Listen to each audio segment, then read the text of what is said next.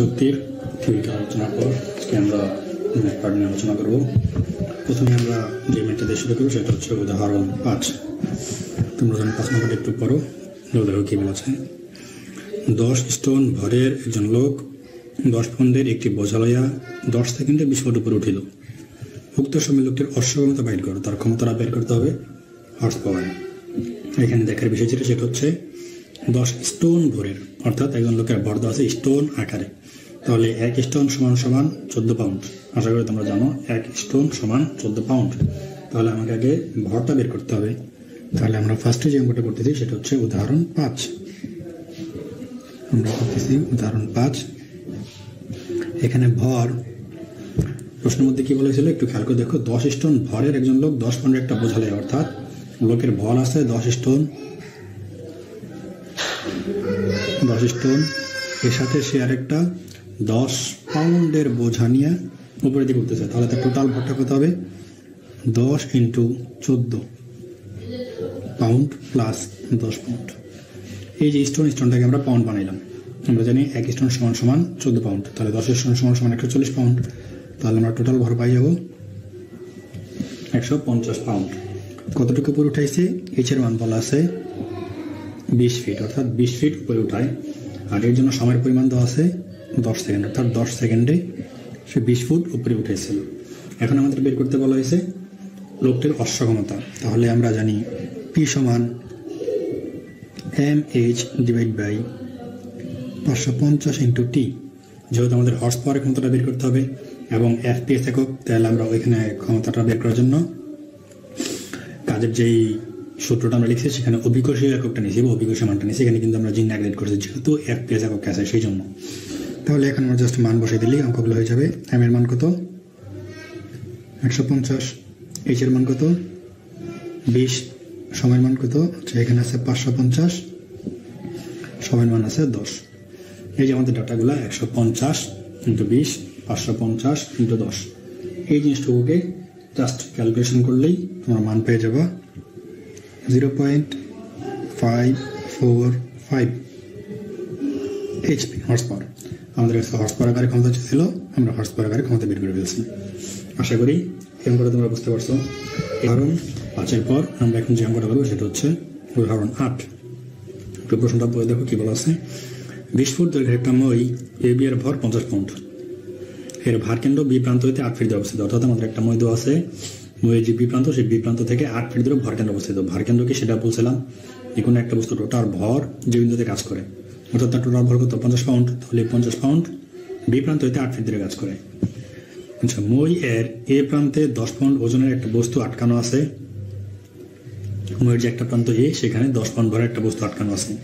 আনুভূমিক অবস্থান হইতে বি প্রান্তকে মাটিতে রাখিয়া মইটিকে খাড়া অবস্থানে রাখিতে কৃতকাজের পরিমাণ বের করো।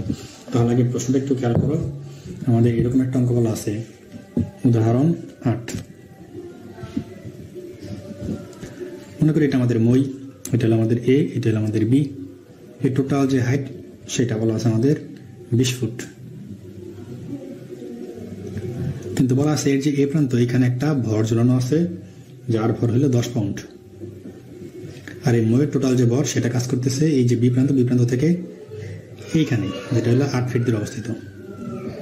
তাহলে এখানে এই বিন্দুটাকে যদি আমি এইভাবে খাড়া করে দিই, এটা হলো আমাদের বি বিন্দু, এটা হলো আমাদের এ বিন্দু। তাহলে এই যে এখানে যে ওজনটা ছিল সেই ওজনটা আমার কতটুকু উপরে উঠছে? এটা ভূমিতে ছিল, এটা কিন্তু ঠিকই 20 ফিট উপরে উঠছে। আর এই যে টোটাল মইয়ের যে ভর ছিল, মইয়ের ভর ছিল কত? মইয়ের ভর ছিল 50 পাউন্ড। তাহলে এই যে 50 পাউন্ড ভরের যে মইটা আসলে কতটুকু উঠছে? সে ছিল আগে ভূমিতে, এখন সে এখানে আসছে, অর্থাৎ যেহেতু 8 ফিট অবস্থিত তাকে 8 ফিট উপরে উঠানো হয়েছে।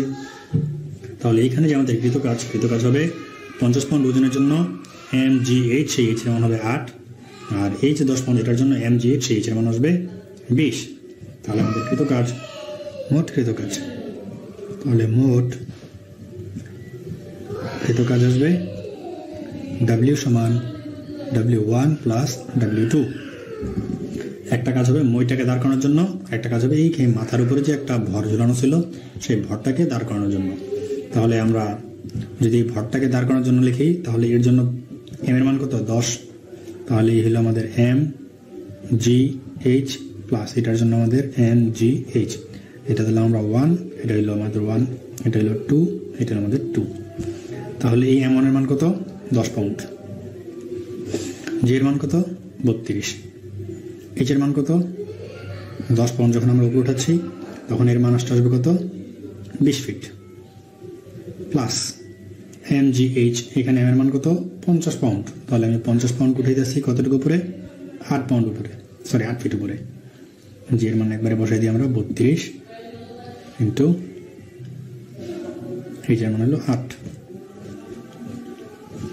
তাহলে এটাকে ক্যালকুলেশন করলে তোমরা তোমাদের অ্যান্সারটা পেয়ে যাবে। এটা হলো আমাদের একক হলো পাউন্ডানে। তোমাদের বইয়ে যে এককটা দেওয়া আছে সেটা হলো পাউন্ডে, যেখানে জি ব্যবহার করে নাই। জি ব্যবহার না করলে তোমাদের অ্যান্সারটা আসবে 600 ফুট পাউন্ড। এটা তুমি যদি পাউন্ডালে বের করো তাতেও সমস্যা নাই, যদি পাউন্ড ওয়েটে বাইর করো, সরি ফুট পাউন্ডে বাইর করো তাতেও কোনো সমস্যা নাই। যদি এখানে আমরা জি ব্যবহার না করি তাহলে আমাদের একক আসবে 600 ফুট পাউন্ড। আর যদি আমরা জি সহ ব্যবহার করি তাহলে যে এককটা আসবে এটা হলো পাউন্ডাল। আশা করি এরকম করে তোমরা বুঝতে পারছো। এরপর আমরা যে অঙ্কটা করবো সেটা হচ্ছে উদাহরণ 9 নম্বর। কি বলছে দেখি, কোনো একটি কূপ হইতে একটা ইঞ্জিন প্রতি মিনিটে 5090 গ্যালন পানি গড়ে 20 ফিট উপরে তুলিতেছে। তাহলে এখানে কিন্তু গ্যালন আকার দেওয়া আছে। তাহলে আমরা জেনে রাখি যে আমাদের যে গ্যালন, 1 গ্যালন সমান সমান হলো 10 পাউন্ড। তাহলে 5090 পাউন্ড মানে 5090 গ্যালন মানে জাস্ট 10 দিয়ে গুণ দিলে আমরা পাউন্ডে পেয়ে যাব। 20 ফুট উপরে তুলিতে পারে, তাহলে এই মানটা দেওয়া আছে। যদি ইঞ্জিনটির ক্ষমতা 30% নষ্ট হয়, দেখো এখানে কিন্তু একটু ট্রিক্স বলা আছে যে 30% নষ্ট হয়েছে। ক্ষমতা কত সেটা না বলে বলা আছে নষ্ট হওয়াটা। তাহলে তার ক্ষমতা কত আসবে? অবশ্যই 100 বিয়োগ 30 মানে 70%। তাহলে তার ক্ষমতা কত? কিন্তু 70%। তবে ইহার অশ্বক্ষমতা বাহির করো। আর 1 গ্যালন পানির উপর 10 পাউন্ড যেটা দেওয়া হয়েছিল, এবং 1 অশ্বক্ষমতা সমান 550 ফুট পাউন্ড। এটা না জানলেও আমরা অঙ্কটা করতে পারি। আমরা সরাসরি অঙ্কতে চলে যাই। আমরা এখন করব উদাহরণ 9। উদাহরণ 9, তাহলে আমাদের বের করতে হবে কি? অশ্বক্ষমতা বের করবো। তাহলে আমরা P সমান কি জানি? MHT into 550। তাহলে নর্মালি আমাদের সেটা ক্ষমতা বের করার ফর্মুলা। এখান থেকে আমরা একটা ছোটোখাটো ট্রিক্স জেনে রাখি। যদি আমাদের কখনো কর্মদক্ষতা দেওয়া থাকে, অর্থাৎ এই ইটাটা যদি কখনো দেওয়া থাকে, তাহলে আমরা সরাসরি এই ইটাটা এই একটা ফর্মুলার মাধ্যমে অঙ্কটা করে ফেলার জন্য ব্যবহার করতে পারবো। সেক্ষেত্রে এইখানে ইটাটা চলে আসবে। তাহলে এখানে ইটার মান কত বলছে? 30% নষ্ট, তার মানে কর্মদক্ষতা অবশ্যই 70%। তাহলে এই ইটাটাকে আমরা লিখতে পারবো 0.7। এখন যদি আমরা মানগুলো বসাই দিই তাহলে এই মানটা পেয়ে যাব। তবে এইখানে আমাদের এম এর মান বলা আছে 5090 গ্যালন। আর আমরা জানি 1 গ্যালন সমান সমান 10 পাউন্ড এখানে বলা আছে। তাহলে এটাকে জাস্ট যদি আমরা 10 দ্বারা গুণ করি তাহলে চলে আসবে এত পাউন্ড। এখন আমরা মানটা বসাই দিই। এম এর মান কত পাওয়া গেছে? 50900। এইচ এর মান কত পাওয়া গেছে? বলছে 20 ফিট উপরে তোলার জন্য। তাহলে 20। ইটার মান কত পাইছি আমরা? 0.7। টি এর মান কত? কতটুকু সময় উপরে উঠাচ্ছিল? বলছে প্রতি মিনিটে, তার মানে কত? 60 সেকেন্ড। আর আমাদের তো 550 দ্বারা ভাগ করতে হবে, যেহেতু হর্স পাওয়ার নিতে হবে। তাহলে একটা পাবো আমরা এইচপির মাধ্যমে। এটাকে যদি তোমরা ক্যালকুলেশন করো তাহলে তোমার মান পেয়ে যাবা। মানটা হবে কত?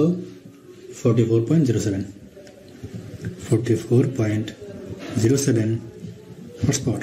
এটি হলো আমাদের এই অঙ্কের অ্যান্সার। উদাহরণ 9 পর আমরা এখন যে অঙ্কটা করবো সেটা হচ্ছে উদাহরণ 14। দেখো কি বলছে। বলছে 5 পউন্ড ভরের একটা হাতুড়ি দেয়ালের উপর অবিলম্বভাবে রক্ষিত একটি পেরেককে 20 ফুট পার সেকেন্ড বেগে আনুভূমিকভাবে আঘাত করায় পেরেকটি দেয়ালের ভেতরে 0.1 ফুট প্রবেশ করিল। গড় বাধাবল নির্ণয় করো। অর্থাৎ যেই দেওয়ালের মধ্যে এই পেরেকটা কাটা হয়েছে সেই পেরেকের বাধাবল কত সেটা বের করতে বলছে। তাহলে দেখো এখানে বলা আছে যে আনুভূমিকভাবে আঘাত করা হচ্ছে, অর্থাৎ তাকে আঘাত করতেছে কিন্তু এইভাবে। এটা আমাদের দেওয়াল ছিল, এখানে যে উলম্বভাবে একটা পিন ছিল, এই পিনটাকে এই যে এটা হলো আমাদের হাতুড়ি। এই হাতুড়া দ্বারা আমরা এইভাবে আনুভূমিকভাবে আঘাত করতেছি। তাহলে এই ক্ষেত্রে আমরা সূত্রটাকে শিখছিলাম। আমরা লিখি উদাহরণ 14। আমরা এই ক্ষেত্রে সূত্র শিখছিলাম যে Fx সমান ½ m v²।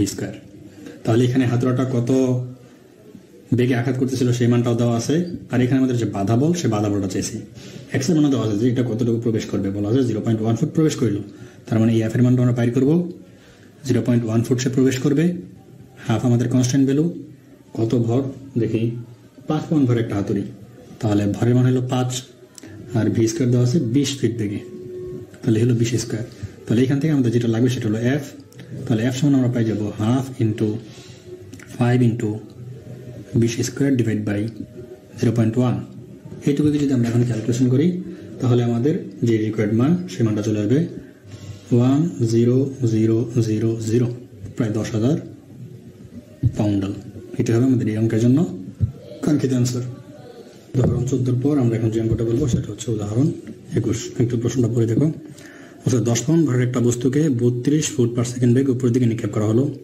অর্ধ সেকেন্ড এবং 1 সেকেন্ড পর উহার গতিশক্তি কত হইবে? তাহলে গতিশক্তি হলো ইকেটা বের করতে হবে, যেখানে ভর দেওয়া আছে আর তার আদি বেগটা দেওয়া আছে।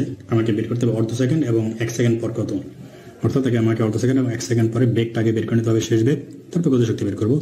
পরে বলা আছে দেখাও যে ফলগুলো শক্তির নিত্য সূত্র মানিয়ে চলে। শক্তির নিত্যতা সূত্র আর হলো আমরা যে শিখছিলাম শক্তির সংরক্ষণশীলতা নীতি, দুটো একই জিনিস। তাহলে আমাদের ওটা দেখাইতে হবে যে মোট শক্তি ইকে প্লাস ইপি যেটা হয় সেটা হচ্ছে আমাদের সেম থাকবে। তাহলে আমরা ফার্স্টে ক নম্বর অঙ্কটা করি। এটা হলো উদাহরণ 21। তাহলে এখানে আমাদের যেটা দেওয়া ছিল এম সমান দেওয়া আছে 10 পাউন্ড, আর তার আদি বেগটা দেওয়া আছে 32 ফিট পার সেকেন্ড। জি এর মান তো আমরা জানি 32 ফিট পার সেকেন্ড স্কয়ার এখানে দেওয়া আছে। তাহলে আমাকে একবার বের করতে হবে 1 সেকেন্ড পর বেগ। তাহলে 1 সেকেন্ড পর বেগ কত আসবে? আমরা জানি ভি সমান ইউ মাইনাস জিটি, যেহেতু আমি উপরের দিকে নিক্ষেপ করছি সেই জন্য মন্দন হবে, তাই মাইনাস ব্যবহার করলাম। তাহলে আমাদের আদি বেগ ছিল 32 মাইনাস 32 × 0.5, তাহলে আমাদের মানটা কত আসবে? এটা যদি বলি 16 বিয়োগ দিলে আমাদের মানটা চলে আসবে 16। তাহলে আমরা এখানে কিন্তু আদি বেগ পেয়ে গেলাম 16। আবার সরি, এটা আমরা হাফ সেকেন্ড পরে করছি। আর যদি আমরা 1 সেকেন্ড পরে বের করতে চাই, 1 সেকেন্ড পরে বেগটা কি আসে দেখি। তাহলে সেম ভি সমান ইউ মাইনাস জিটি, আদি বেগ 32 মাইনাস 32 × 1, তাহলে এটা হয়ে যাবে আমাদের 0। তাহলে আমরা হাফ সেকেন্ড এবং 1 সেকেন্ড পর বেগ কত একটু বের করে ফেলছি আগেই। তাহলে এখন আমরা বের করি যে 1 সেকেন্ড পর, সরি আগে হাফ সেকেন্ড পর গতিশক্তি আমাদের যেটা লাগবে ইকে, তাহলে হাফ এম ভি স্কোয়ার। তাহলে এই হলো আমাদের হাফ, এম এর মান বলা আছে 10, আর হলো বি স্কোয়ার, তার মানে হলো 16 উপর স্কোয়ার। এটা করলে আমরা যে মানটা পাবো সেটা হচ্ছে 1280 ফুট পাউন্ডাল। এখন একইভাবে আমরা তো 1 সেকেন্ড পরে বেগটা বের করে রাখছি, তাহলে আমরা 1 সেকেন্ড পর গতিশক্তি বের করে ফেলি। তাহলে 1 সেকেন্ড পর ইকে সমান হাফ এম ভি স্কোয়ার। তাহলে এখান থেকে আমরা পেয়ে যাব হাফ এম এর মান তো 10, ভি এর মান হলো 0, তাহলে আমরা গতিশক্তির মান পাই যাবো 0। এইটা হলো আমাদের ক নাম্বারের অ্যান্সার, এটা এবং এটা। অর্থাৎ যখন 1 সেকেন্ড পর বস্তুটা কিন্তু সর্বোচ্চ অবস্থানে থাকবে, তার সেই ক্ষেত্রে তার কোনো বেগ থাকবে না, তো বেগ না থাকার কারণে তার গতিশক্তির মান আসবে 0। তাহলে এখন আমরা যেটা করব সেটা হচ্ছে শক্তির সংরক্ষণশীলতা নীতি প্রমাণ করব। তারা চাইছে খ নম্বরে যে ফলাফলগুলো শক্তির নিত্যতা সূত্র মানে চলে সেটা দেখানোর জন্য। তাহলে আমরা হাফ সেকেন্ড পর গতিশক্তি জানি, 1 সেকেন্ড পর গতিশক্তি জানি।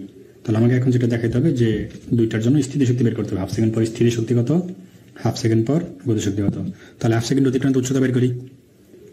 এতক্ষণ আমরা করছিলাম, এখানে যেটা করছি এটা হলো ক নম্বরের জন্য, এখন আমরা করতেছি ক্ষয়ের জন্য। তাহলে ক্ষয়ের জন্য হাফ সেকেন্ড পর এইচ সমান u t minus half GT square. তাহলে আদি বেগ ছিল আমাদের 32, টির মান তো আমাদের half, minus half into 32 into এখানেও half square, half GT square. তাহলে অর্ধ সেকেন্ড পর তার উচ্চতাটা কত এখান থেকে আমরা পাই যাবো, তার উচ্চতাটা আসবে 12 ফুট। তাহলে হাফ সেকেন্ড পর আমরা ইপিটাও বের করে ফেলি। ইপি সমান কি এম জি এইচ, এম এর মান 10, জি এর মান 32, আর আমাদের এইচ এর মান কত পাইলাম আমরা 12। তাহলে MGH 10, 12, 32, 12 এগুলো গুণ করলে আমরা পাই যাব 3840 ফুট পাউন্ডাল। তাহলে এখন হাফ সেকেন্ড পর মোট শক্তি আমরা পাই যাব। আমরা তো হাফ সেকেন্ড পর গতিশক্তি কত এটা আগে থেকে জানি। এখন হাফ সেকেন্ড পর আমরা স্থিতিশক্তি জানি, তাহলে হাফ সেকেন্ড পর মোট শক্তি। তাহলে হাফ সেকেন্ড পর আমাদের যে মোট শক্তি ই সমান হলো ইকে প্লাস ইপি। তাহলে ইকে এর মান আমরা বের করে আসছিলাম 1280, আর আমরা ইপির মান বের করছি 3840। এই দুটো যোগ করলে আমরা পাবো 5120। 0, 8, 12, 2 হাতে আছে 1, 9, 10, 11, 1 হাতে আছে 3, 8, 5, ঠিক আছে। তাহলে আমরা পাবো এত পাউন্ডাল, ফুট পাউন্ডাল। তাহলে এটা হলো আমাদের হাফ সেকেন্ড পর মোট শক্তির পরিমাণ। তাহলে একইভাবে আমাদের 1 সেকেন্ড পর মোট শক্তির পরিমাণ বের করতে হবে। তাহলে এখন আমরা আবার কাজ করতেছি 1 সেকেন্ড নিয়ে। তাহলে 1 সেকেন্ড পর আমাদের h লাগবে। h হলো ut minus half gt square. তাহলে আমরা তো আগেই জানি, তো 32 ইন্টু 1 মাইনাস হাফ 32 টি স্কোয়ার মানে 1 স্কোয়ার। তাহলে এটা কাটা চলে যাচ্ছে, থাকতেছে কত 16, আর টি স্কোয়ার মানে 1 যেহেতু 1 বাদ দেয় 32 মাইনাস 16। তাহলে এখানে আমরা h এর মানটা পাবো 16। তাহলে এখন লাগবে আমাদের mgh। তাহলে আমরা mgh টা বের করে ফেলি। 1 সেকেন্ড পর ইপি সমান mgh। এখন আমরা মানগুলো বসাই দিই। m এর মান কত ছিল 10, g এর মান কত 32, h এর মান কত 16। তাহলে এই যে mgh এগুলোকে গুণ করলে আমরা পাই যাব 5120 ফুট পাউন্ডাল। তাহলে 1 সেকেন্ড পর মোট শক্তি, তাহলে 1 সেকেন্ড পর ই সমান ইকে প্লাস ইপি। ইকে 0, ইপি হলো 5120 ফুট পাউন্ডাল। তাহলে আমরা মোট শক্তি পেয়ে যাব 5120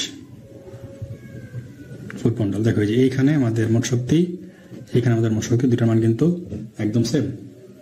তাহলে অর্ধ সেকেন্ড পরে এবং 1 সেকেন্ড পরে দুই জায়গায় আমাদের মোট শক্তির পরিমাণ সেম। তার মানে আমরা কি বলতে পারবো, ফলাফলগুলো শক্তির নিত্যর সাথে মানিয়ে চলে।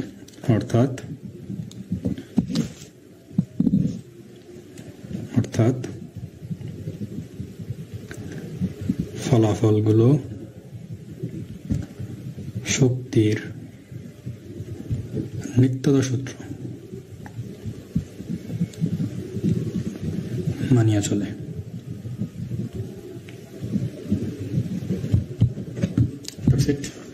তাহলে খুব সহজেই আমরা অঙ্কটা করে ফেলতে পারছি। উদাহরণ 21 পর আমরা এখন যে অঙ্কটা করবো সেটা হচ্ছে উদাহরণ 22। দেখি এখানে কি বলা আছে, একটা রাইফেলের গুলি নির্দিষ্ট দূরত্বের একটা তক্তা ভেদ করতে পারে। যদি উহার বেগ দ্বিগুণ করা হয় তবে এরূপ কয়টা তক্তা ভেদ করতে পারবে। এখানে কোনো ডাটাই দেওয়া নাই, জাস্ট বলা আছে বেগটাকে দ্বিগুণ করা হলে সেরূপ কয়টা তক্তা ভেদ করতে পারবে। আচ্ছা, তাহলে আমরা ধরে নেই উদাহরণ 22 ধরি গুলির ভর সমান m, বেগ সমান v। তাহলে আমরা e কে সমান কি পেয়ে যাবো, গতিশক্তি পেয়ে যাবো হাফ m v স্কোয়ার। আচ্ছা, এখন বলা হচ্ছে এটা হলো আমাদের ইকে 1। এখন যদি আমরা শক্তিটাকে বেগটাকে দ্বিগুণ করে দিই, বলছে যদি বেগ দ্বিগুণ করা হয় তাহলে কয়টা তক্তা ভেদ করতে পারবে। বেগ যদি দ্বিগুণ করি তাহলে আমরা কি পাবো,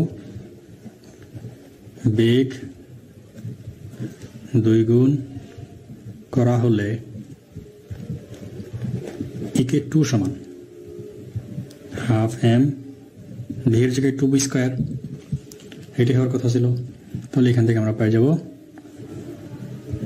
4 into half m v square. তাহলে এখান থেকে আমরা পেলাম 4 ইন্টু v স্কোয়ার। তাহলে এখন যদি জাস্ট আমরা একটু ঐকিক নিয়মের মাধ্যমে করে ফেলি তাহলে আমরা খুব ইজিলি বুঝে ফেলতে পারবো।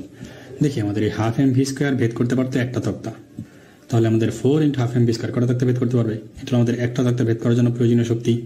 তাহলে এখানে আমরা লিখে ফেলতে পারবো সমান 4 ইন্টু একটি তক্তা ভেদ করার শক্তি, তাহলে সমান সমান 4টি। তাহলে সে আলটিমেটলি এখান থেকে কয়টা তক্তা ভেদ করতে পারতেছে, 4টা তক্তা ভেদ করতে পারবে। আমরা এখন যে অঙ্কটা করবো সেটা হচ্ছে উদাহরণ 26। প্রশ্নটা একটু খেয়াল করে দেবে, একটু ইন্টারেস্টিং অঙ্ক। বলছে 5 গ্রাম ভরের একটা ইস্পাতের বল 100 সেন্টিমিটার উপর হইতে একটা ইস্পাত খণ্ডের উপর পড়িয়া 80 সেন্টিমিটার উপর লাফাইয়া উঠিল। ধাক্কার পূর্বে এবং পরে বলটির গতিশক্তি বাহির করো। আমি আগে প্রশ্নটা একটু বোঝার চেষ্টা করো। বলা হচ্ছে যে এখানে আমাদের একটা ইস্পাতের তল আছে, এখান থেকে একটা ইস্পাতের বল এই ইস্পাতটার উপর পড়তেছে। যখন পড়তেছিল তখন সে 100 ফুট উপর থেকে পড়তেছিল। পড়ার পর এখানে যখন বলটা আঘাত করার পর বলটা একটু উপরের দিকে উঠবে। কতটুকু উপরে উঠছে সেটাও বলা আছে। বলছে পরবর্তীতে ধাক্কার পর সে 80 ফিট উপরে উঠছে। তাহলে বলছে এই যে ধাক্কাটা দিচ্ছে এইখানে তার শক্তি কত ধাক্কার পূর্বে, এবং ধাক্কা দিয়ে যে উঠে যাচ্ছে এই মুহূর্তে তার শক্তি কত। তাহলে একটু চিন্তা করে দেখো, যখন বস্তুটা এখানে আঘাত করতেছে তখন তার মধ্যে যে পরিমাণ শক্তি আছে সেই শক্তি নিয়ে সে আঘাত করতেছে, অর্থাৎ এখানে তার যে পরিমাণ শক্তি সঞ্চিত ছিল এই শক্তিটা নিয়ে শেষ আঘাত করবে। তাহলে এখানে আমরা এমজিএইচ বের করে দিলে হয়ে যাবে। সিমিলারভাবে বস্তু যখন উপরের দিকে উঠতেছিল তখন সে কি পরিমাণ শক্তি নিয়ে উঠতেছে, তার মধ্যে যে পরিমাণ শক্তি আছে সেই শক্তি ব্যয় করে সে এখানে যাইতে পারবে। যেহেতু শক্তির সৃষ্টিপাত অংশ নাই, তাহলে বস্তু এখান থেকে এখানে যাইতে যে পরিমাণ শক্তি ব্যয় করবে সেই শক্তিটা এখানে এসে স্থিতি শক্তির উপর সঞ্চিত হবে। সেক্ষেত্রে আমরা আবার 80 ফিট উচ্চতায় যদি তার স্থিতি শক্তিটা বাইর করি তাহলে আমরা এখানে ধাক্কার পরে যে শক্তি সেই শক্তির পরিমাণ পেয়ে যাব।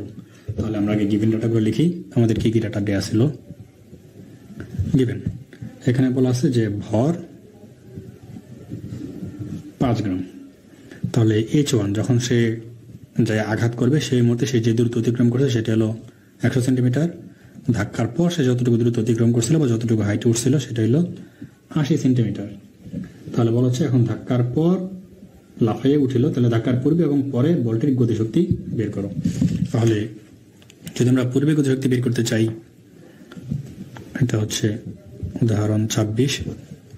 তাহলে পূর্বে ইকে সমান হাফ এম ভি স্কোয়ার।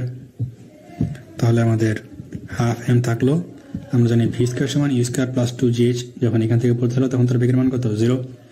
তাহলে ইউ স্কোয়ার প্লাস 2gh বস্তুর উপর থেকে নিচে পড়তেছে, আমরা কিন্তু এটা নিয়ে কাজ করতেছি, এখন ত্বরণের দিকে কাজ হচ্ছে, সেজন্য আমরা এভাবে ব্যবহার করলাম। তাহলে এই হলো আমাদের হাফ। এম এর মান বলা আছে 5, আর এখানে ইউ এর মান তো অবশ্যই 0 কারণ আদিবেগ 0। তাহলে এখানে আমরা পাবো 2, জি এর মান অবশ্যই 980, আর উঠছে কত থেকে? 100 সেন্টিমিটার উপর থেকে পড়ছে। তাহলে এখান থেকে আমরা পেলাম হাফ এম জি এইচ। তাহলে এই 2 আমাদের কাটা চলে যাবে। তাহলে 5 × 980 × 100, এই দুগুলোকে যদি আমরা গুণ করি তাহলে আমরা পাবো 490000 এত আর্ক। এটা হচ্ছে তাহলে এই পরিমাণ শক্তি নিয়ে সে এসা ইস্পাতের তলটাকে আঘাত করবে। এখন বস্তুটা যখন উপর দিকে লাফিয়ে উঠবে তখন দেখি বস্তুটা এই দিক থেকে এই দিকে যাবে, তখন তার একটা আদি বেগ আছে, সেই বেগ কিন্তু এখানে এসে 0 হয়ে যাবে।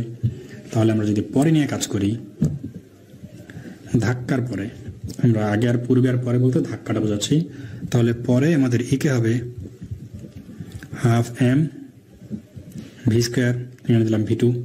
তাহলে আমাদের হাফ এম ভি স্কোয়ার সমান হলো ইউ স্কোয়ার প্লাস, এখানে মাইনাস আসবে, মাইনাস 2gh, এগুলো হলো সব 2। এখন বস্তুটা কিন্তু এখান থেকে এদিকে যাচ্ছে, তার শেষ বেগ কোথায় যাবে? 0 হয়ে যাবে। তাহলে সেই সাপেক্ষে আমরা যদি এটাকে রূপান্তর করি, এটাকে আমাকে একটু সাইডে লেখা নিলে ভালো হতো, সেটাকে আমি একটু সাইডে লেখা কি করে নিই, তাহলে তোমাদের বুঝতে সুবিধা হবে। তাহলে এখানে ছিল আমাদের ভি2 স্কোয়ার সমান ইউ স্কোয়ার মাইনাস 2gh2। যদি এটাকে আমি 0 বসাই তাহলে ইউটি স্কোয়ার মাইনাস 2gh2, তাহলে এই যে ইউটি স্কোয়ার সমান আমরা পাবো 2gh2। তাহলে এইখানে আমাদের যে শক্তির মান, সেই শক্তির মানটা আমরা এখন বসাইতে পারবো কত? 2gh2, কারণ এখানে যে শক্তিটা আছে সেটা হলো আদিবেগ।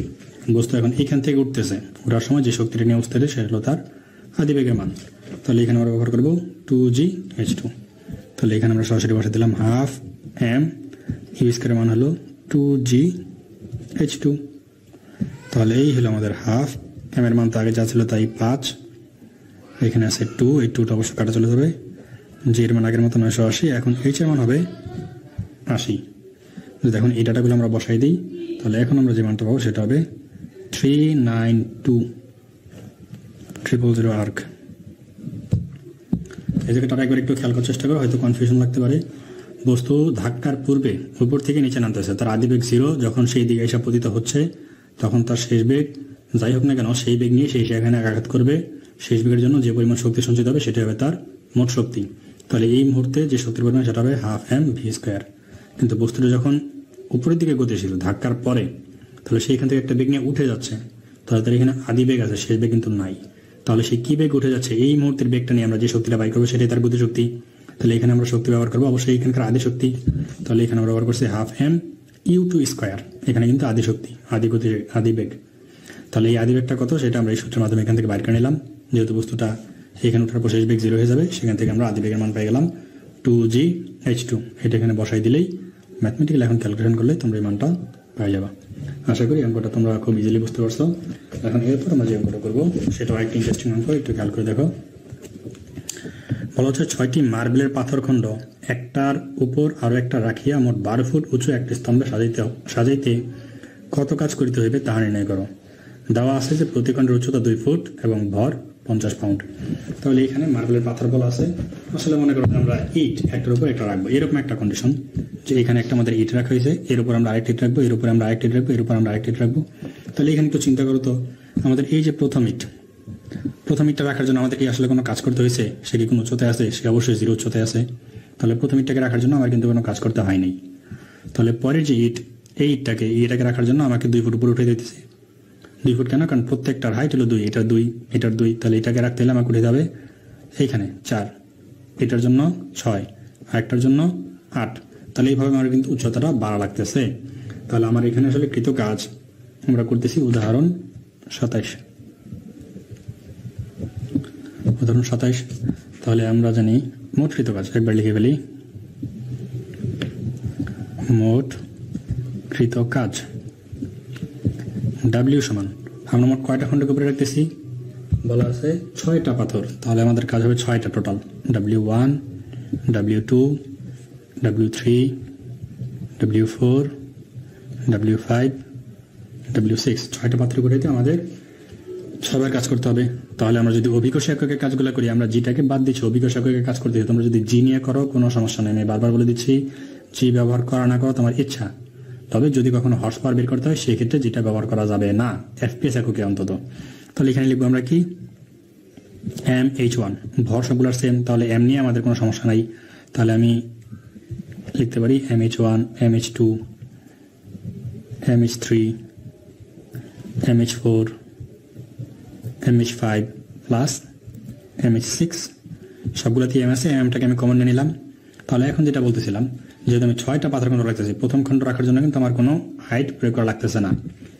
অর্থাৎ প্রথম খণ্ডের জন্য h1 হলো আমাদের 0, পরটার জন্য আমাকে কাজ করতে হবে 2 ফিট উপরে রাখতে হবে। 4, 6, 8, 10 টোটাল যেহেতু আমার 12 ফিট, তাহলে আমি 10 ফুট উচ্চতায় একটি ইট রাখবো, তার উচ্চতা সহ এটা হবে 12 ফিট। তাহলে এখন আমার এম এর মান বড়াইছিল যে 6টা মার্বেল পাথরের খণ্ড একটার উপর রাখিয়া যদি 12 ফুট উঁচু করে সাজাইতে হয়, তাহলে মোট কৃত কাজ বের করো, যেখানে প্রতি খণ্ডের উচ্চতা 2 ফুট এবং ভর 500 পাউন্ড। তাহলে এখানে আবার বসাই দিলাম ভরের মান 500 পাউন্ড। আর এখানে আমাদের টোটাল থাকতেছে কত? 4, 5, 6, 6, 6, 12। আর এটাকে তোমরা যোগ বিয়োগ গুণ ভাগ করে খালি বসাই দিবা। বসাই দিলে তোমাদের যে মানটা হবে সেটা হবে 15000 ফুট পাউন্ড। আমার কাছে ক্যালকুলেটর না থাকায় হয়তো আমি সব ক্যালকুলেশনগুলো তোমাদের দেখাইতে পারতেছি না। এর আগেগুলো আমি হয়তো দেখাই দিয়েছিলাম, এখন আমার কাছে ক্যালকুলেটর নাই, সেই জন্য আমি দুঃখিত। তাহলে এগুলো তো আশা করি করতে পারবো, এটা জাস্ট ক্যালকুলেটর বসাই দিলেই তোমাদের মানটা চলে আসবে। তাহলে এখানে 0, 2, 4, 6, 8, 10 এটুকু যোগ করে এটাকে গুণ করে দিলেই তোমাদের এই মানটা চলে আসবে। আশা করি অঙ্কটুকু তোমরা বুঝতে পারছো। তারপরে আমরা যে অঙ্কটা করবো সেটা হচ্ছে উদাহরণ 28। একটু খেয়াল করে দেখো। 500 পাউন্ড ভরের এবং 4 ফুট চক্রগতির ব্যাসার্ধ। চক্রগতি মানে যে চক্রাকারে ঘুরে, তাহলে তোমাদের নিশ্চয়ই ঘূর্ণন গতি সম্পর্কে একটু ধারণা আছে। তাহলে চক্রগতির জন্য আমরা সেই ঘূর্ণন গতিটাকে নিয়ে কাজ করতে হবে। তাহলে চাকা সেকেন্ডে 150 বার ঘুরে, তাহলে এখান থেকে আমাদের ওমেগাটা বের করে নিতে হবে। এর গতি শক্তি বের করো। তাহলে ঘূর্ণন গতির জন্য গতি শক্তি কি আমরা জানি? না জানলেও এখন জেনে যাবো, সমস্যা নাই। এই হলো আমাদের উদাহরণ 28।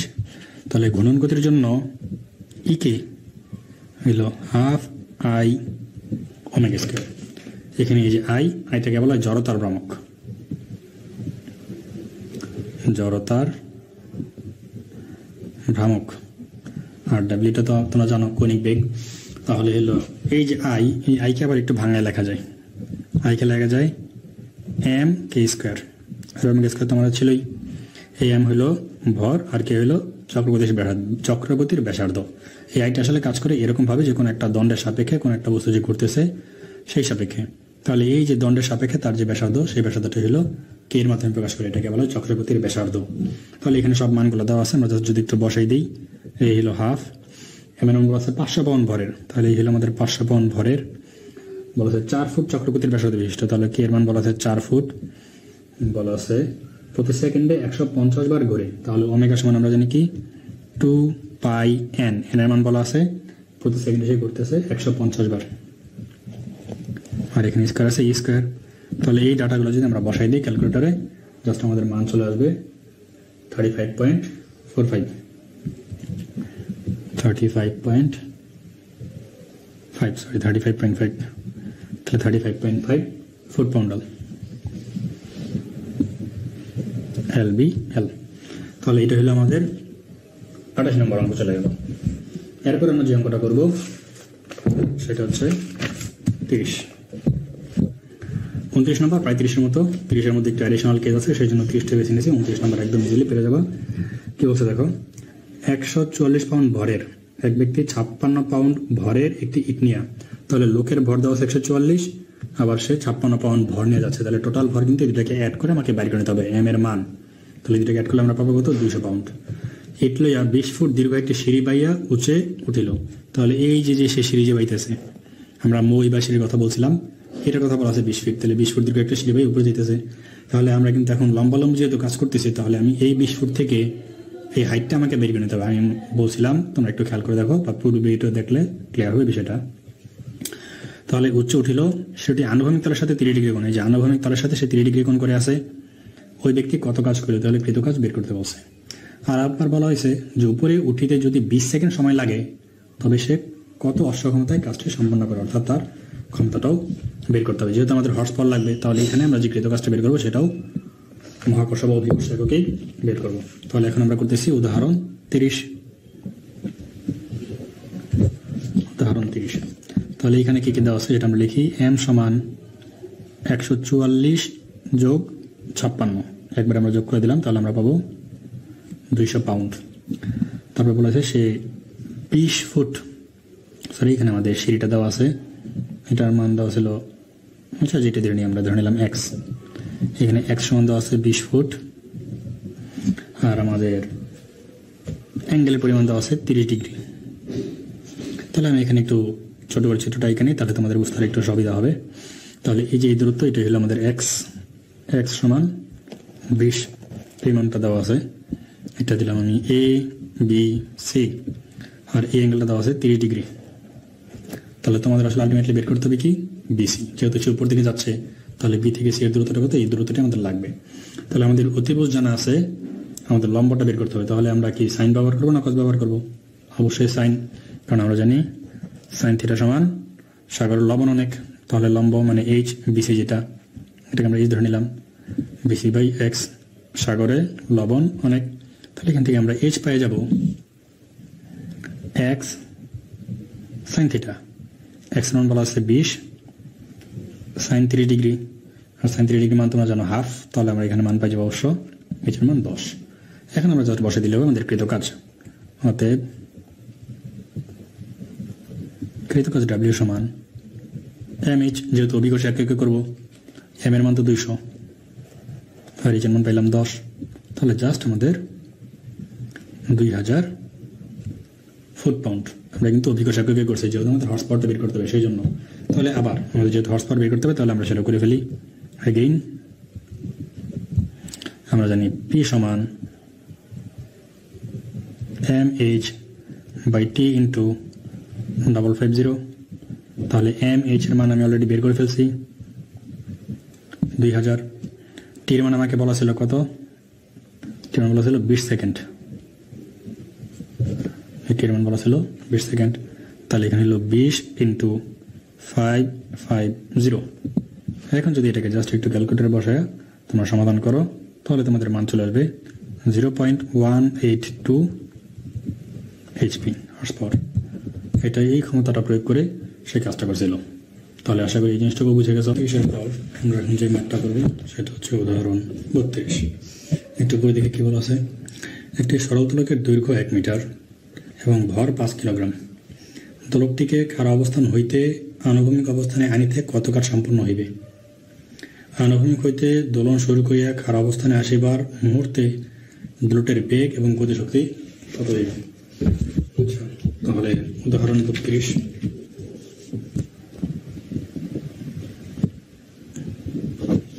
কি বলা আছে? এই হলো আমাদের একটা সরল দোলক, এখানে সে ঝুলন অবস্থায় ছিল। একে বলা হয়েছে টানিয়া, এই যে সে উলম্ব অবস্থানে ছিল, টানিয়ে একে একবার আনুভূমিক অবস্থানে নিয়ে যাওয়া হয়েছে, অর্থাৎ তাকে ঠিক এই বরাবর দাঁড় করাই দেওয়া হয়েছে। তাহলে এই যে এর দৈর্ঘ্য দেওয়া ছিল আমাদের 1 মিটার। তাহলে এখনও তার দৈর্ঘ্য কত থাকবে? এখান থেকে যদি এই পর্যন্ত হয় তাহলে এটাও আমাদের হবে 1 মিটার। সেই দৈর্ঘ্যটুকু হলো 1 মিটার। এখন কথা হলো আমরা বস্তুটাকে যখন এইখান থেকে এইখানে নিলাম তার আলটিমেটলি সরণ হলো কতটুকু? লম্বালম্বি বরাবর কিন্তু সে 1 মিটার উচ্চতায় উপরে উঠছে। তাহলে আমরা যে কাজের পরিমাণ বের করবো, তাহলে আমরা জানি কাজ W সমান mgh। তাহলে আমরা ক নম্বর করতেছি, তাহলে W সমান mgh। এখানে বলা আছে ভর 5 কেজি আর আমাদের উচ্চতা বলা ছিল 1 মিটার। তাহলে আমরা পাই যাব 5 × 9.8 × h। এখান থেকে যদি আমরা গুণ করি তাহলে আমরা পেয়ে যাব 49 জুল। এটা হলো আমার ক নম্বর অঙ্কের আনসার। খ নম্বর অঙ্কে আমার কাছে আবার জানতে চাইছে যে বস্তুটাকে যখন এইখান থেকে ছেড়ে দেওয়া হবে তখন তার কিন্তু আস্তে আস্তে গতিশক্তি বাড়তে থাকবে, বেগ বাড়তে থাকবে। বেগ বাড়তে বাড়তে এই মুহূর্তে আসার পর তার বেগটা হবে সর্বোচ্চ। তারপর সে আবার এদিকে উঠতে থাকবে, অর্থাৎ উপরের দিকে উঠবে আলটিমেটলি। সেজন্য তার বেগ আবার আস্তে আস্তে কমতে থাকবে, অর্থাৎ এই মুহূর্তে আসার পর দোলকের বেগ হবে সর্বোচ্চ। আর এইখানে আসার পর এইখানে দোলকের যে সম্পূর্ণ যে স্থিতিশক্তিটা ছিল বা মোট শক্তিটা ছিল, যে আমরা যেটা বাইর করেছিলাম কাজ, এটি আমাদের শক্তি। কারণ আমরা জানি W সমান mgh, এটি হলো আমাদের কাজ, আবার এটি হলো তার এখানকার জন্য যে বিভব শক্তির মান। তাহলে এই শক্তিটা আস্তে আস্তে এখানে এসে আমাদের গতিশক্তিতে রূপান্তরিত হবে। তাহলে এইখানে আসার পর তার যে টোটাল যে গতিশক্তি সেটা হবে 49 জুল। কারণ আমরা জানি এই শক্তিটি আস্তে আস্তে এই শক্তিতে রূপান্তরিত হয়েছে। তাহলে আমরা লিখতে পারবো যে কি চাইছিল, আনুভূমিক হইতে দোলন শুরু করিয়া খাড়া অবস্থানে আসিবার মুহূর্তে দোলকটির বেগ এবং গতিশক্তি। তাহলে এখানে আমরা খ নম্বরটা লিখে ফেলি। তাহলে আনুভূমিক অবস্থান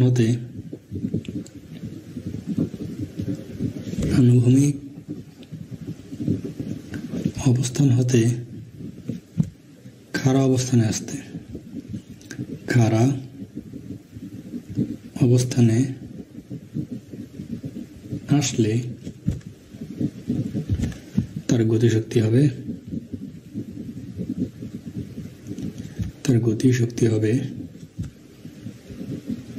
49 জুল।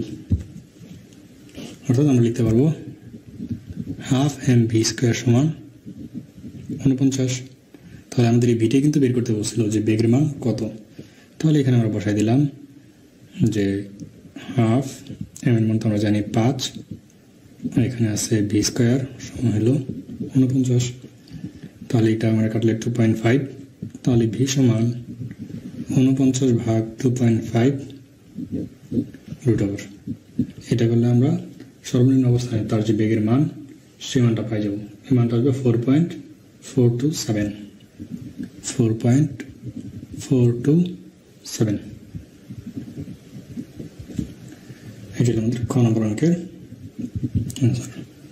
তাহলে এরপর আমরা যে অঙ্কটা করবো সেটা হচ্ছে খুব ইন্টারেস্টিং অঙ্ক। একটু খেয়াল করে দেখো কি বলছে।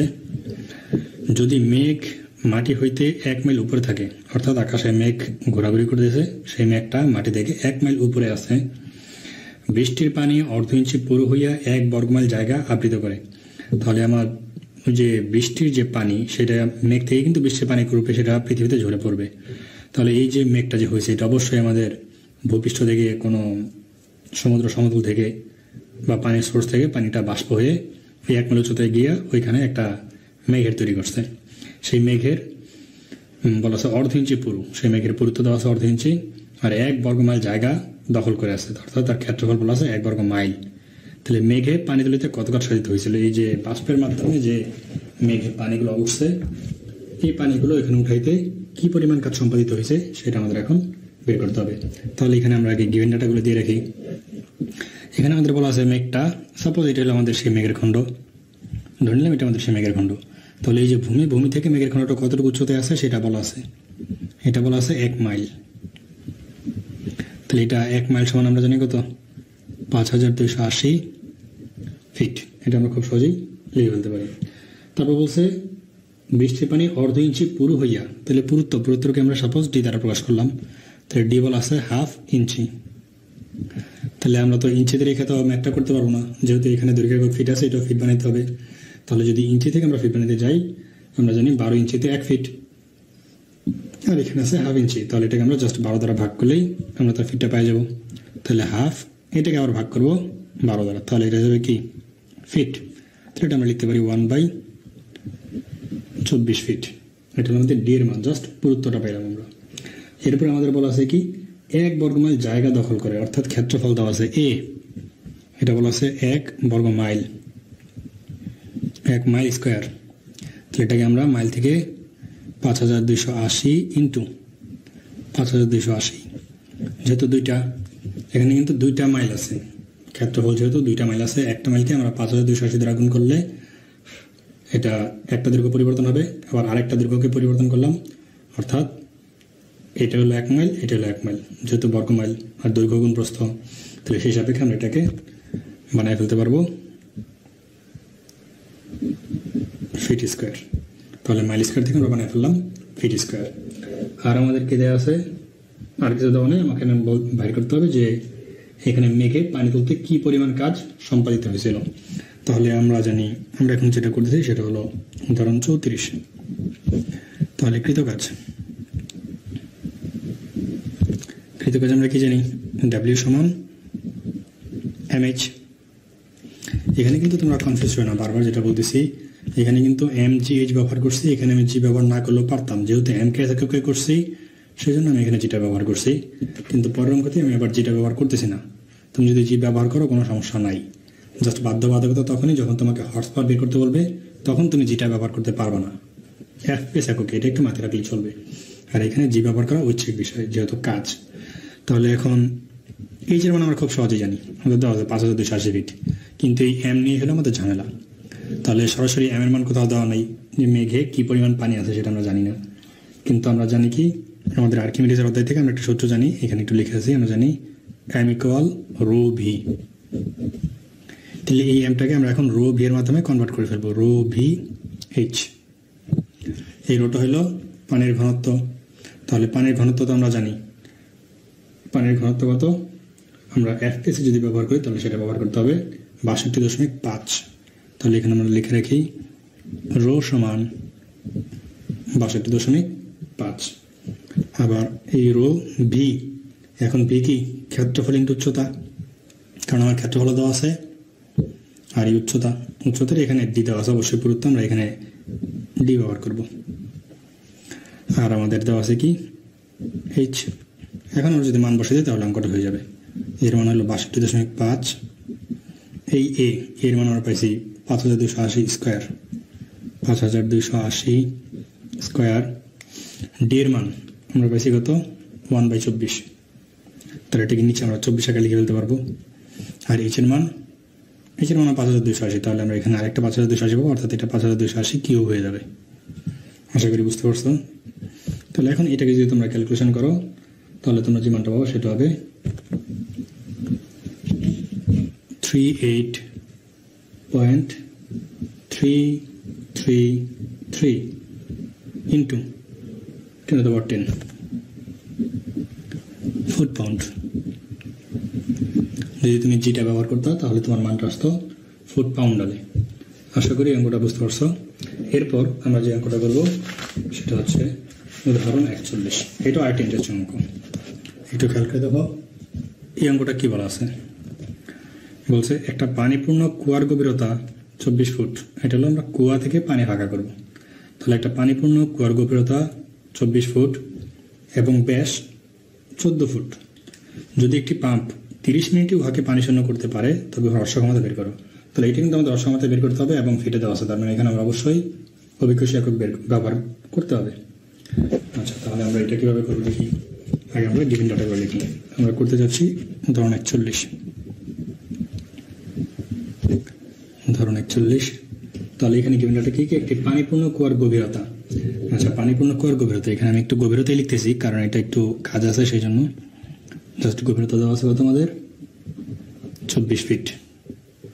আচ্ছা, এবং ব্যাস, তাহলে ব্যাস দেওয়া আছে 14, আমি সরাসরি আমার ব্যাসার্ধ লাগবে, আমি ব্যাস থেকে ব্যাসার্ধটা বানিয়ে নিচ্ছি।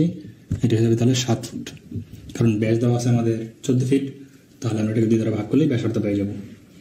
যদি একটি পাম্প 30 মিনিটে, তাহলে টি এর মান হলো 30 × 60 মিনিট ছিল, এটাকে জাস্ট আমরা সেকেন্ড বানিয়ে ফেললাম। 30 × 60 সেকেন্ড। উহাকে পানি শূন্য করতে পারে তবে উহার অক্ষমতা বের করে, এবার অক্ষমতা বের করতে হবে। তাহলে অক্ষমতা বের করার জন্য আমরা কি জানি? আমরা জানি P সমান W/T × 550। এই যে W সমান লিখতে হবে আবার MH T × 550। তাহলে M সমান আমরা আবার কি লিখতে পারি? রবি। কিছুক্ষণ আগে আমরা এটা দেখে আসছি। M সমান লিখতে পারি রবি, H T × 550। এখন এই V সমান, আমরা এখন কাজ করতেছি একটা কুয়া নিয়ে। একটু যদি খেয়াল করি, আমাদের কুয়াটা হয় সাধারণত এই যে এরকম কুয়া হয়। এখানে কুয়ার টোটাল যে গভীরতা সেটা দেওয়া আছে 24। আচ্ছা, এখন আমরা পানি যে উঠাচ্ছি, এই যে H, এই Hটা কত ব্যবহার করব, এটা আমাদের একটু ভালো করে বুঝতে হবে। দেখো, আমরা যেহেতু কুয়াটা সম্পূর্ণ ভরা ছিল, আমরা কিন্তু এই জায়গা থেকে একটা পানির কণাকে উঠাইছি, এখান থেকে উঠাইছি, এখান থেকে প্রত্যেকটা জায়গা থেকে উঠাইছি। তাহলে আমরা আসলে কতটুকু সরণ নেব বা কী সরণ নেব? এইখানে আমরা যেটা আসলে ব্যবহার করবো সেটা হলো ভার কেন্দ্রের সরণ। তাহলে ভার কেন্দ্রের সরণ কি? এই কুয়া কিন্তু একটা সুষম আকৃতির কুয়া, কারণ কুয়াগুলো সাধারণত সুষম আকৃতির হয়। তাহলে এর টোটাল হাইট যদি 24 ফিট হয়, তাহলে এর ভার কেন্দ্র অবশ্যই মাঝামাঝি অবস্থানে কাজ করতেছে। আমরা দেখছিলাম সুষম বস্তুর জন্য তার ভার কেন্দ্র ঠিক মাঝামাঝি অবস্থানে কাজ করে। তাহলে এইখানে আমরা H যেটা ব্যবহার করব সেটা হলো 12, অর্থাৎ তার ভার কেন্দ্রের সরণ। আশা করি এটা বুঝতে পারছো। আমি আরেকবার বলতেছি, আমরা এইখান থেকে পানি উঠাইছি সর্বোচ্চ বিন্দু থেকে, এখানে হাইটটা হবে 0। এইখান থেকে পানি উঠাইছি, যার হাইটটা তো যায় না, এইখান থেকে উঠেছি, এইখানে হাইটটাও আমি উঠেছি, এইটার হাইট হলো 24। তাহলে আমরা 0 ব্যবহার করবো, 5, 7, 10, 12, 24 কত ব্যবহার করব? এইখানে আমাদের যেটা ব্যবহার করতে হবে সেটা হলো ভার কেন্দ্রের সরণ, অথবা আমরা গড় সরণও বলতে পারি। তাহলে ভার কেন্দ্রের যে সরণ, সেটা ভার কেন্দ্রটা আমি কি বলছিলাম, যদি বস্তুটা সুষম হয় তাহলে ভার কেন্দ্রটা ঠিক মাঝামাঝি কাজ করে। তাহলে কুয়া সুষম আকৃতির সিলিন্ডার, সাধারণত সিলিন্ডার আকৃতির, তাইলে তার যে ভার কেন্দ্র সেটা ঠিক মাঝামাঝি কাজ করবে, সেই জন্য আমরা ভাগ দিয়ে দিছি। আর এই যে এখন আমরা আয়তনটা কিভাবে বের করবো? ওইখানে তো আমরা আগের যে অঙ্ক সেটা ক্ষেত্রফল ইনটু উচ্চতাতে করে ফেলছি। এখানে আমরা ক্ষেত্রফল ইনটু উচ্চতাতে করে ফেলছি, কারণ দৈর্ঘ্য গুণ প্রস্থ গুণ উচ্চতা দিলে আয়তন বের হয়ে যায়। দৈর্ঘ্যের প্রস্থ হলো ক্ষেত্রফল, এর সাথে উচ্চতা গুণ করে দিয়েছি, হয়ে গেছিল আয়তন। এখন কিভাবে বের করবো? এখন আমাদের আয়তন বের করতে হবে। এই যে কুয়ার জন্য, কুয়া সাধারণত সিলিন্ডার আকৃতির, তাহলে সিলিন্ডার এর আয়তন πr²L। একটু বোঝার চেষ্টা করো, এই যে আমাদের কিন্তু রো আর H ঠিকই আছে, জাস্ট আমি ভেজে কি লিখছি πr²L। এই πr²L হলো সিলিন্ডারের আয়তন নির্ণয় করার ফর্মুলা। এই যে L, এই Lটা কি? আমি আসলে কার আয়তন নির্ণয় করতেছি? আমি কিন্তু টোটাল কুয়ার আয়তন নির্ণয় করতেছি, কারণ পানি টোটাল কুয়া দ্বারা ভর্তি আছে। টোটাল কুয়ার যে পরিমাণ আয়তন আছে, কুয়াতে ঠিক সেই পরিমাণ পানি আছে। তাহলে এইখানে আমি যে L এর মান, সেই L এর মান ব্যবহার করবো কত? 24 ফিট। অর্থাৎ আমার কতটুকু দূরে পানি আছে তার আয়তনটুকু আমাকে বের করতে হবে। এখন জাস্ট আমি যদি মানগুলো বসাই দিই তাহলে ইজিলি আমি মানটা পেয়ে যাব। তাহলে এইখানে আমাদের রো এর মান কত? কিছুক্ষণ আগে আমরা ব্যবহার করছি 62.5 FPS এ পানির ঘনত্ব 62.5। তারপরে আমাদের পাই তো আমরা জানি, এটা না ব্যবহার করলে হবে, সরাসরি মান বসাই দিলে হবে। আর এর মান আমরা বের করছি 7। এল এর মান কত ছিল? 24। H এর মান কত ছিল? 12। ডিভাইড বাই টি এর মান কত ছিল? 30 × 60 × 550। এটাকে যদি তোমরা একটু ক্যালকুলেশন করো তাহলে তোমরা যে মানটা পাবে সেটা হবে 2.8 HP। এই ছিল আমাদের কুয়ার গভীরতা। আশা করি অঙ্কটা বুঝতে পারছো। এরপর আমরা যে অঙ্কটা করব সেটা হচ্ছে উদাহরণ 42। একটি পাম্প প্রতি মিনিটে 1200 গ্যালন পরিমাণ পানি 6 ফুট উঁচুতে তুলিয়া 32 ফুট পার সেকেন্ড গতিবেগে নিক্ষেপ করে। এর আগে কিন্তু আমাদের যে পাম্পের অঙ্কটা করছে সেটা জাস্ট পানি উত্তোলন করছিল, এখন সে পানি উত্তোলন করে আবার এত বেগে নিক্ষেপ করতে, অর্থাৎ সে একই সাথে দুইটা কাজ সম্পাদন করতেছে। আচ্ছা, আর গ্যালন তো আমরা জানি 1 গ্যালন সমান 10 পাউন্ড। আচ্ছা, এখানে বলা আছে 1 গ্যালন পানির ভর 10 পাউন্ড হলে ইঞ্জিনের অশ্বক্ষমতা নির্ণয় করো। এটাও ফুট পাউন্ডে অশ্বক্ষমতা বের করতে হবে। তাহলে এখানেও আমাদের অবশ্যই আরপিএসে যেহেতু বের করবো এবং হর্স পাওয়ার যেহেতু বের করবো, আমাদের কাজটা বের করতে হবে অভিকর্ষ এককে। তাহলে আমরা অঙ্কটা করা শুরু করি। দেখি উদাহরণ 42। তাহলে আমরা আগে গিভেন ডাটাগুলো একটু লিখে রাখি সাইডে, কী কী ডাটা দেওয়া আছে।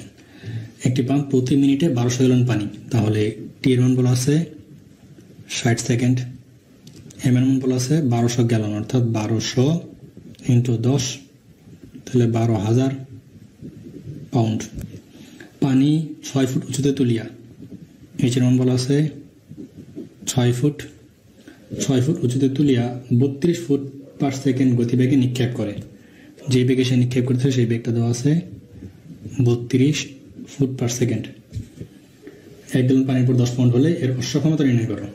তাহলে এইখানে মোট কৃত কাজটা আমাদের বের করতে হবে। মোট কৃত কাজ কত আমরা দেখি। মোট কৃত কাজ হচ্ছে ডাব্লিউ সমান MH। এটা হলো পানিটাকে, এই যে দেখো এইখান থেকে পানিটা এখানে উঠাইছে, এই উঠানোর জন্য কৃত কাজ হলো MH। এই পানিটা এখান থেকে সে এদিকে নিক্ষেপ করতেছে এই যে 32 বেগে।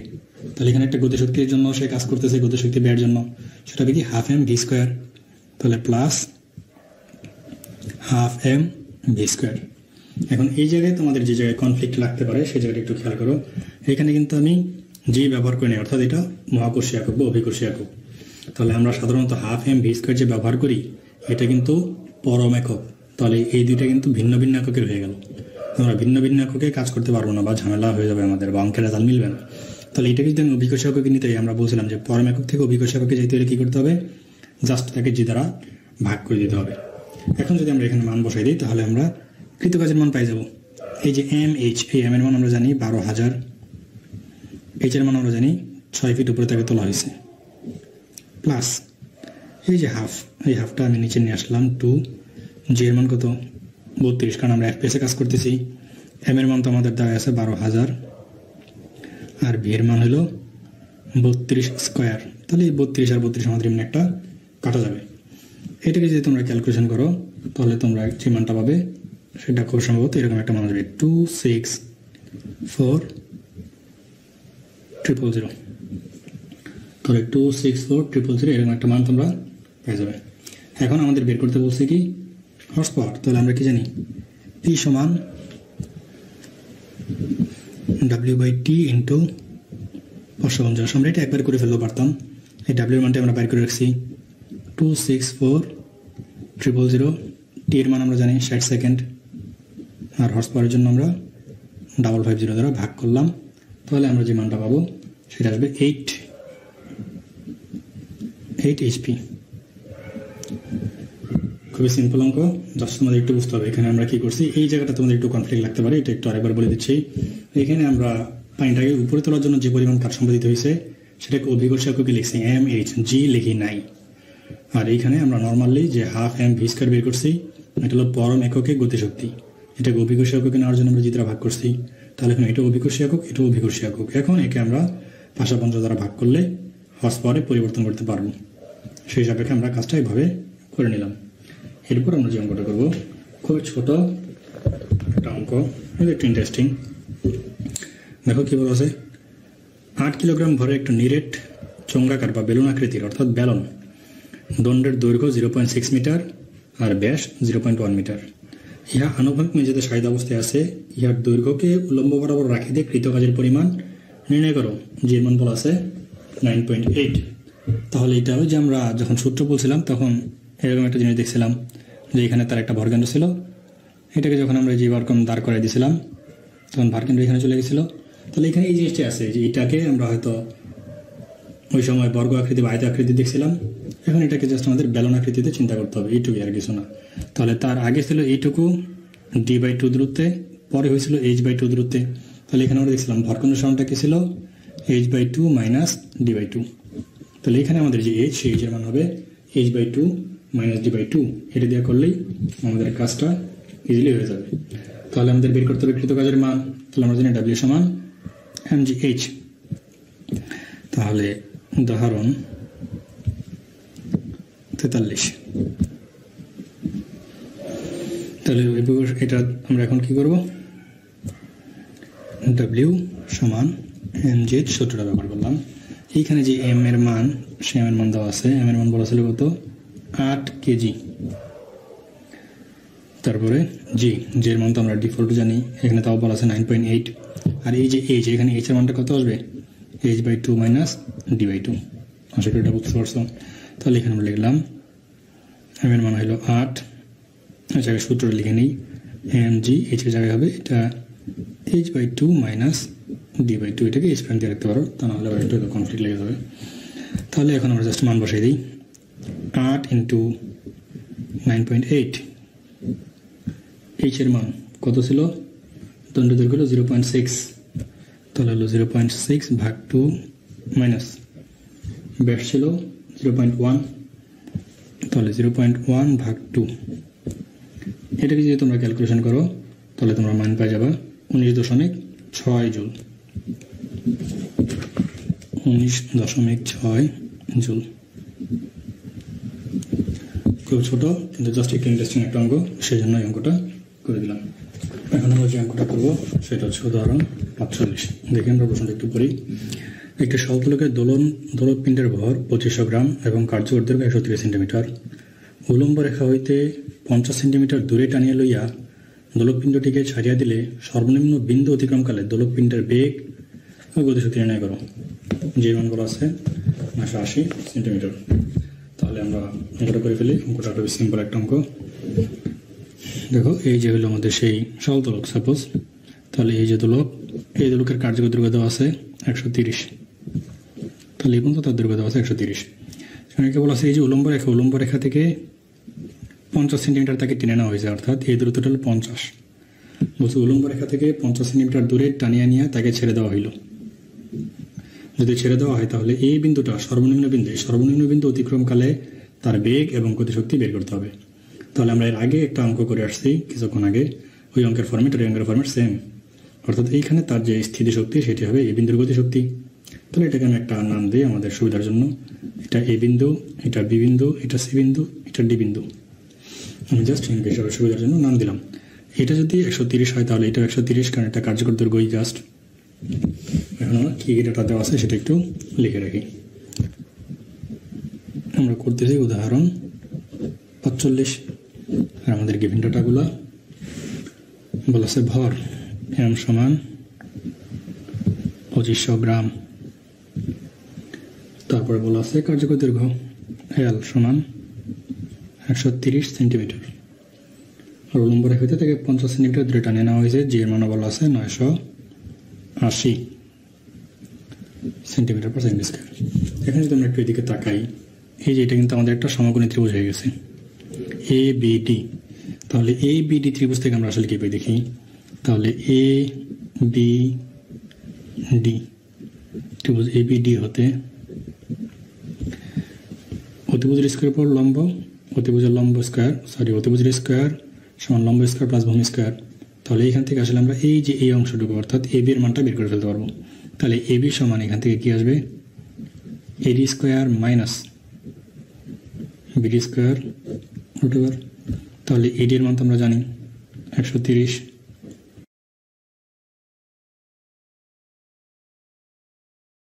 স্কয়ার মাইনাস বিডির মান আমরা জানি 50 স্কয়ার। যদি রুট ওভার করি আমরা মান পেয়ে যাব 120 সেন্টিমিটার। তাহলে আমাদের তো আসলে লাগবে হলো সিডি, অর্থাৎ সে এইখান থেকে কতটুকু উচ্চতায় আছে। তাহলে আমরা বিসি তাহলে বিসি সমান জাস্ট 130 মাইনাস 120 সমান 10 সেন্টিমিটার। তাহলে এই হাইট এসে উপরে উঠছে। তাহলে এখন আমরা এম জানি, জি জানি, এখন আমরা জাস্ট এইচও জেনে গেছি। তাহলে এখন তো আমরা গতিশক্তি বের করে ফেলতে পারি। তাহলে এখানে সি বিন্দুতে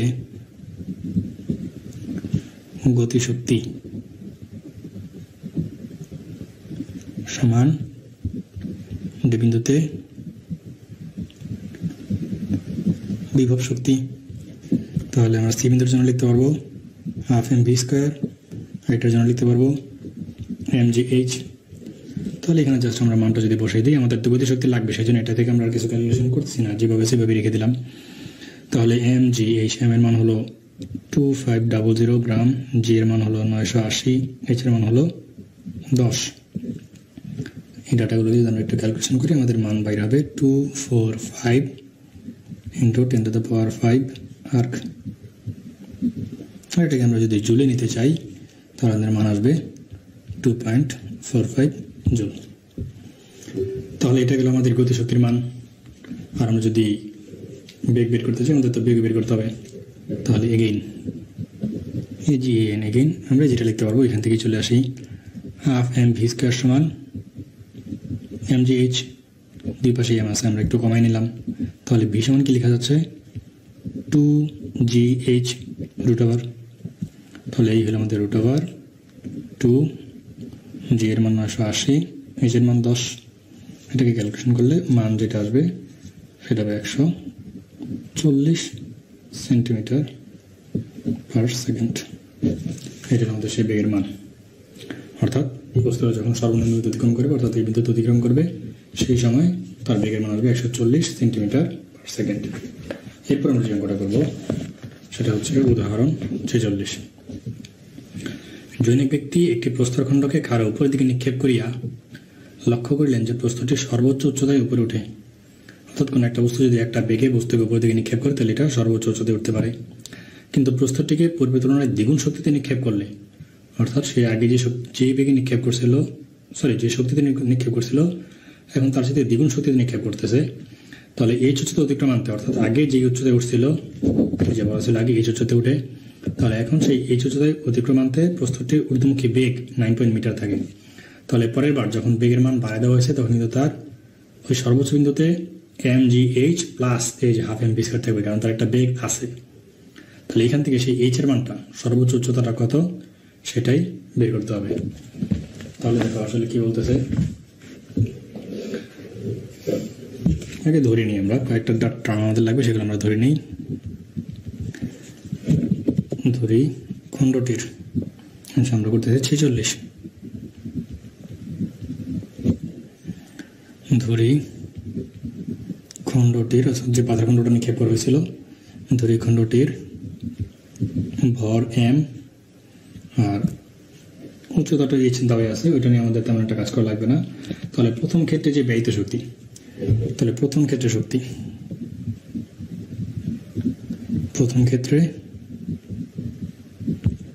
তাহলে শক্তিটা কি আসবে, সেই এইচ পরিমাণ উচ্চতায় উঠছিল, এম হলো তার ভর, তাহলে তার শক্তিটা হবে আমাদের অবশ্যই এম জি এইচ। দেখো তোমরা বুঝতে পারছো কিনা। এখন দ্বিতীয় ক্ষেত্রে বলা হয়েছে, সে যে পরিমাণ শক্তি প্রয়োগ করছে, সেই শক্তি প্রয়োগ করার কারণে বস্তুটা এই উচ্চতায় তো উঠছেই, সেখানে তার একটা বেগ আছে। আমি যদি একটু চিত্রের মাধ্যমে ব্যাখ্যা করতে চাই, দেখো মনে করছি এখান থেকে একটা বস্তুকে নিক্ষেপ করা হয়েছে। সাপোজ প্রথমবার বস্তুটা এখানে উঠছে, এখানে ওঠার পরেই সে আবার নিচে নেমে গেছে, আর কোথাও যেতে পারে না, এখানে শেষ বেগ 0 হয়ে গেছিল। তাহলে এখানে যে উচ্চতাটা ছিল সেটা হলো এইচ। এখন এইখানে তার যে শক্তি, সেই শক্তির মান অবশ্যই এম জি এইচ, এই যেটা। কিন্তু দ্বিতীয়বার সে দ্বিগুণ শক্তি নিক্ষেপ করছে, অর্থাৎ এই যে এম জি এইচ, এটাকে যদি আমরা 2 দ্বারা গুণ করি, এই পরিমাণ শক্তি নিক্ষেপ করছে। নিক্ষেপ করার সময় এইখানে আসার পর তার বেগ এখন আর 0 নাই, এখন তার মধ্যে যে বেগটা আছে সেই বেগের মান হলো 9.8, এখন সে উপর দিকে এখনো যাচ্ছে। তাহলে এই জায়গায় দ্বিতীয় ক্ষেত্রে আমাদের কাজের পরিমাণ কত আসতেছে, m g h plus half m v square. তাহলে দ্বিতীয় ক্ষেত্রে যে কৃত কাজ সেটা যদি আমরা দেখি, বা ব্যয়িত শক্তি, তাহলে হলো দ্বিতীয় ক্ষেত্রে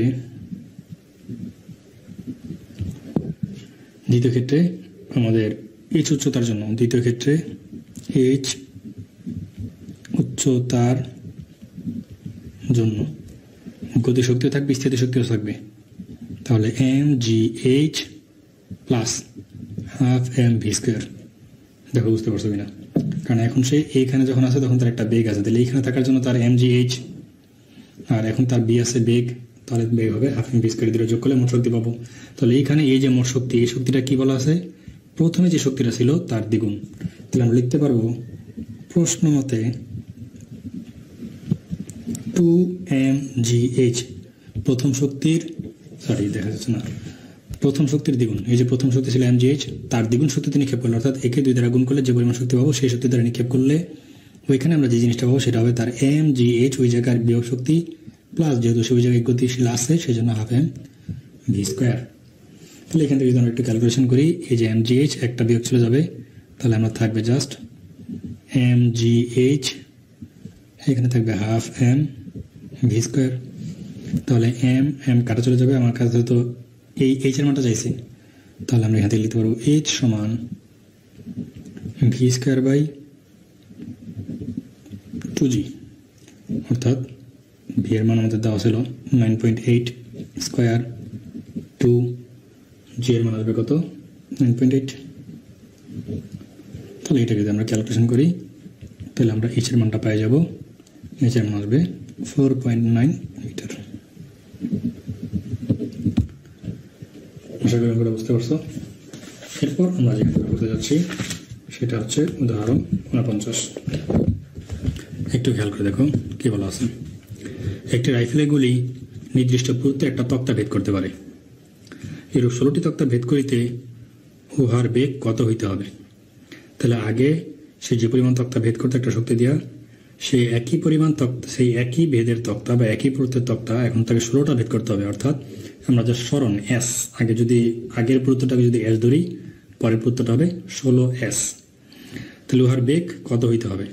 তাহলে কোনো ডাটাই কিন্তু দেওয়া নেই, তাহলে আমরা সব জিনিসগুলো কি করতে হবে, ধরে নিতে হবে। তাহলে আমরা ধরে নিচ্ছি, আমরা এখন করব উদাহরণ 49। উদাহরণ 49, তাহলে ধরি তক্তার পুরুত্ব, ধরি প্রতিটি তক্তার পুরুত্ব এস। তাহলে প্রথম ক্ষেত্রে কিন্তু জাস্ট এস হবে, আর দ্বিতীয় ক্ষেত্রে কি হবে, যেহেতু 16টা তক্তা ভেদ করতেছিল তাহলে আমাদের সেই মানটা আসবে 16s। তাহলে এখন আমরা কৃত কাজ কি জানি, যদি সে একটা তক্তা ভেদ করে, জাস্ট এখানে আমি একটু ব্যয় করতেছি, দেখো এটা সাপোজ আমাদের সেই তক্তাটা, এখানে যখন তাকে আমরা নিছি তার একটা বেগ ছিল ইউ, এখানে আসার পর তার বেগ ভেঙে যাবে কত 0, কারণ বলা আছে সে একটা তক্তা ভেদ করতে পারে, অর্থাৎ একটা তক্তা ভেদ করার পর তার মধ্যে আর কোনো পরিমাণ শক্তি অবশিষ্ট থাকবে না। তাহলে এখানে তার বেগের মান 0। তাহলে আমাদের যে কাজ শক্তি বাবদ আমরা শিখছিলাম, কি শিখছিলাম যেন, এফ এক্স, এক্স এর জায়গায় এখন এস সমান half m u square minus half m v square. যেহেতু শক্তি ক্ষয় এখানে, কারণ শক্তি হ্রাস পাচ্ছে, আর ভি এর মান 0, তাহলে আমরা পাই যাব এফ এস সমান হাফ এম ইউ স্কোয়ার। আমরা ধরে নিলাম এটা তার আদি যে বেগ, সেই আদি বেগের মান। এখন বলা হচ্ছে দ্বিতীয় ক্ষেত্রে এই আদি বেগের মানটি আমাকে বের করতে হবে। বলছে দ্বিতীয় ক্ষেত্রে যদি 16টি তক্তা ভেদ করতে চায় তাহলে সেই ক্ষেত্রে মানটা আমাদের কি আসে।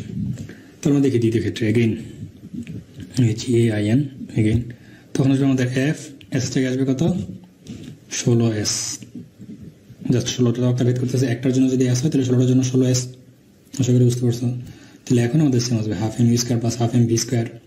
তাহলে এটাকে ধরলাম আমরা 1, তাহলে এখন আমাদের আসবে হাফ এম ইউটি স্কোয়ার। সিমিলারভাবে এখানে শেষ বেগ 0 আসবে, তাহলে এটার পরে কাটা দিয়ে আমাদের এরকম একটা মানি থাকবে।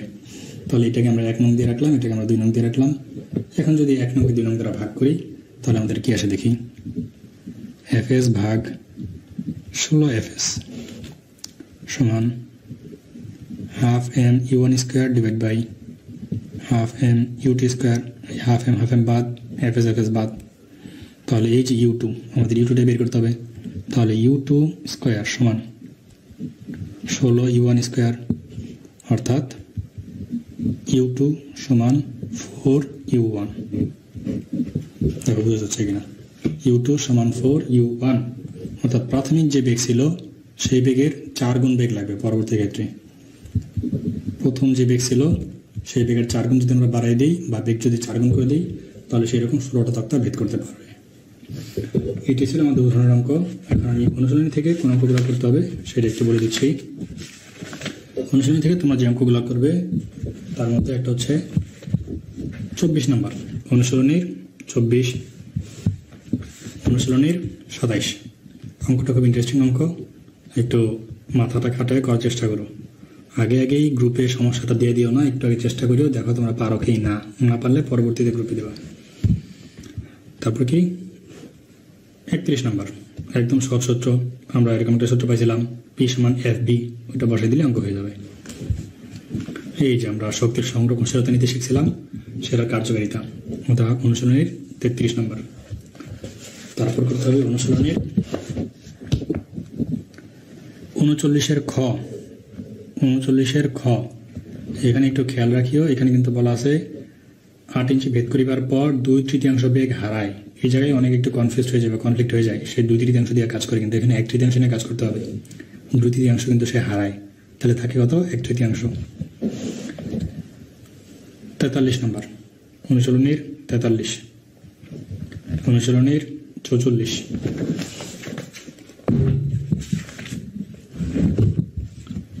অনুশীলনীর 49, এটা ঘর্ষণ বলের হাতুড়ার অঙ্ক। এই জাতীয় সূত্র লিখে দেওয়া আছে, জাস্ট সূত্রের মধ্যে মানটা বসাই দিলে হয়ে যাবে। 51 নম্বর এবং একদম লাস্টে যেটা করতে হবে সেটা হচ্ছে 57 নম্বর।